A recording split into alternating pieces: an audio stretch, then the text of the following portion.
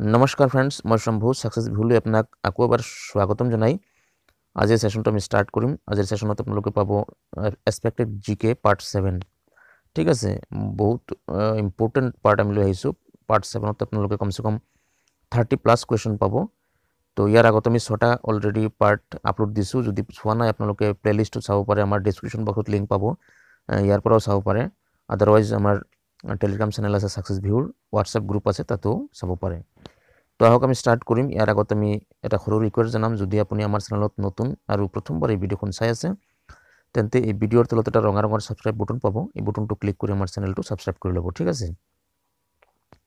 আৰু লগত এটা জাননী ঘণ্টি পাব, বেল আইকন, এই বেলটো প্ৰেছ কৰি দিব, কিয়নো এইটো অন কৰিলে আপোনাৰ পৰৱৰ্তী যিবোৰ আমি আপলোড দিম প্ৰতিটো মেছেজ আপুনি কণ্টিনিউ পাই থাকিব, আপোনাৰ ভিডিঅ' এটাও মিছ নহ'ব, ঠিক আছে।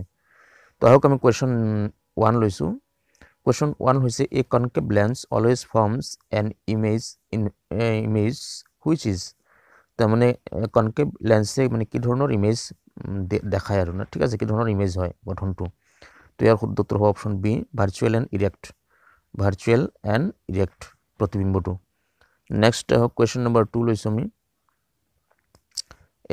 এ vitamin requires cobalt for its activity, the vitamin is. ঠিক আছে, তাৰমানে হৈছে আপোনাৰ ভিটামিন এ মানে নিজৰ কাম কৰিবৰ বাবে কোবাল্টৰ প্ৰয়োজন হয়। তো সেই ভিটামিনটো কি? তো ইয়াৰ শুদ্ধ উত্তৰ হ'ব অপশ্যন এ, vitamin B12। Vitamin B12। Question number 3 লৈছোঁ।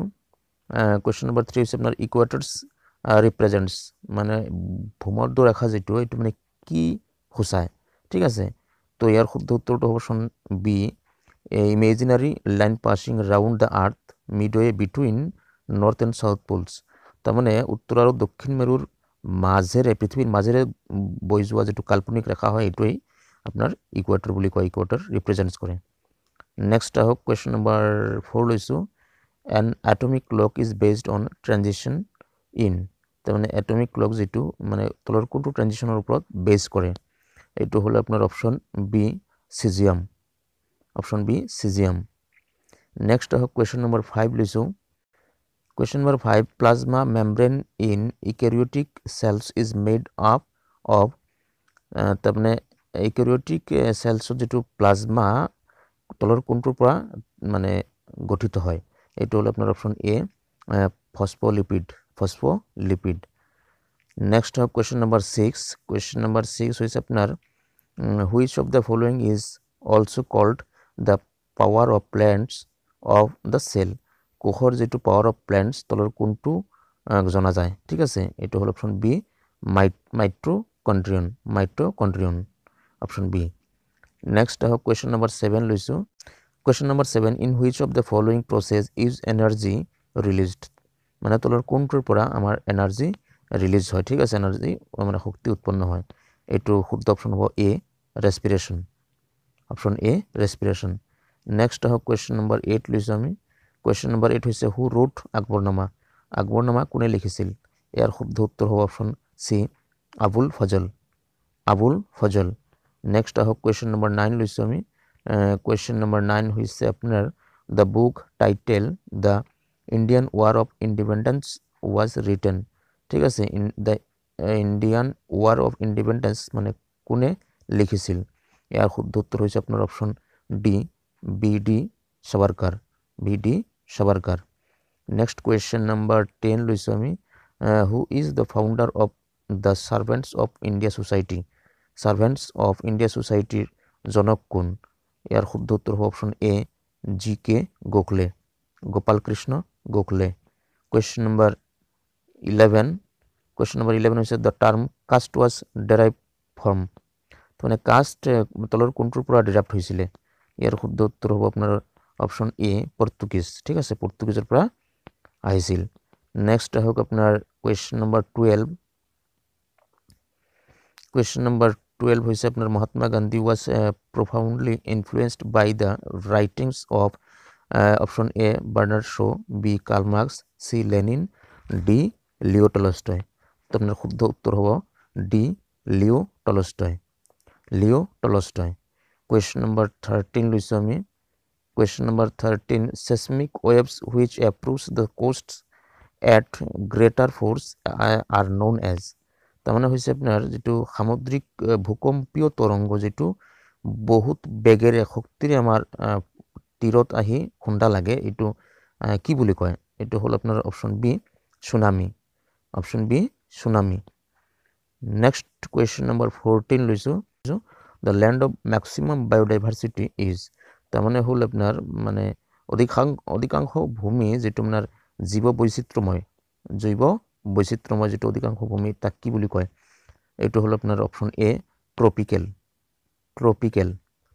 কোয়েশ্চন নাম্বাৰ 15 লইছো question number 15 heat transfer horizontally within the atmosphere is called তাৰমানে বায়ুমণ্ডলৰ মাজেৰে আনুভূমিকভাৱে যেটো তাপ স্থানান্তৰ হয় এটো কি বুলি কয় এটো শুদ্ধ উত্তৰ হ'ব আপোনাৰ B option B convection option B convection question number 16 লইছো question number 16 Indian standard time relates to তাৰমানে ভাৰতীয় যেটো মানক সময় ঠিক আছে এই সময়টো তলৰ কোনটো দ্ৰাঘিমাংশৰ ৰেখাৰ ওপৰত মানে নিৰ্ভৰ কৰে এটো হল আপোনাৰ অপশন বি 82.5 লংটিটিউড ঠিক আছে 82.5 দ্ৰাঘিমাংশ ঠিক আছে নেক্সট হক আপোনাৰ কোয়েশ্চন নাম্বাৰ 17 কোয়েশ্চন নাম্বাৰ 17 হৈছে আপোনাৰ who is rightly called the father of local self government in India ভাৰতৰ যেটো লোকাল সেলফ গভৰ্নমেন্টৰ জনক তলৰ কোনজন হয় আপোনাৰ শুদ্ধ উত্তৰ হ'ব আপোনাৰ option B Lord Ripon question number 18 লইছো the directive principles of state policy was adopted from the তাৰমানে হৈছে আপোনাৰ যেটো ডাইৰেক্টিভ প্ৰিন্সিপালস অফ ষ্টেট পলিসি এটো তলৰ কোনটো সংবিধানৰ পৰা সংগৃহীত হৈছে এটো হল আপোনাৰ শুদ্ধ উত্তৰ অপশন ডি আইৰিশ কনস্টিটিউশন আইৰিশ আপোনাৰ সংবিধানৰ পৰা হে এটো সংগৃহীত next Haque question number 19 Question number 19 which is the second nearest star to the earth after the sun মানে সূৰ্যৰ পিছত মানে পৃথিৱীৰ দ্বিতীয় নিকটতম যেটো তৰা হয় এটো কোনটো এটো হল আপোনাৰ option C Proxima Centauri next question number 20 the two forms of democracy is আমার গণতন্ত্র দুটা পার্ট কি ফর্ম কোন দুটা হয় এটো হল আপনার option A parliamentary and presidential next question number 21 হইছে আপনার which is an extra constitutional body মানে তলৰ কোনটো আপনার এক্সট্রা সাংবিধানিক বডি হয় ঠিক আছে এটো হল আপনার অপশন বি প্ল্যানিং কমিশন যোজনা আয়োগ নেক্সট কোয়েশ্চন নাম্বার হইছে আপনার 22 the prime minister of India is elected appointed nominated selected আপনার শুদ্ধ অপশন হবে B appointed the prime minister of India is appointed next question number 23 which is not an all India service তলৰ কোনটো all India serviceৰ অন্তৰ্ভুক্ত নহয় এটো হল আপনার option C Indian foreign service next question number 24 লইছো question number 24 the forest in Sundarban is called তাৰমানে হল আমাৰ যেটো সুন্দৰবন হয় এই সুন্দৰবনটো আপোনাৰ কি ধৰণৰ ফৰেষ্ট কি ধৰণৰ অৰণ্য বুলি জনা যায় তো ইয়াৰ শুদ্ধ উত্তৰ হ'ব অপশন বি ম্যাংগ্ৰোভ হৈছে আপোনাৰ কি গছ এটো হল আপোনাৰ সদাবাহাৰ যেটো অৰণ্য হয় এটো আমাৰ সুন্দৰবনটো হয় next question number 25 noise is measured in মানে এটো শব্দ এই শব্দটো মানে কিহেৰে মাপে জোখে এটো হল অপশন ডি ডেসিবেল ঠিক আছে শব্দ ডেসিবেল ৰে জোখা হয় option D next question number 26 হইছে আপনার who held the office of the vice president of India for 2 consecutive terms তাৰমানে হইছে আপনাৰ ভাৰতেৰ কোনজন উপৰাষ্ট্ৰপতিয়ে মানে লাগাতাৰ দুটা টাৰ্ম মানে উপৰাষ্ট্ৰপতি আছিল ইয়াৰ শুদ্ধ উত্তৰ হ'ব অপশন এ ডক্টর এস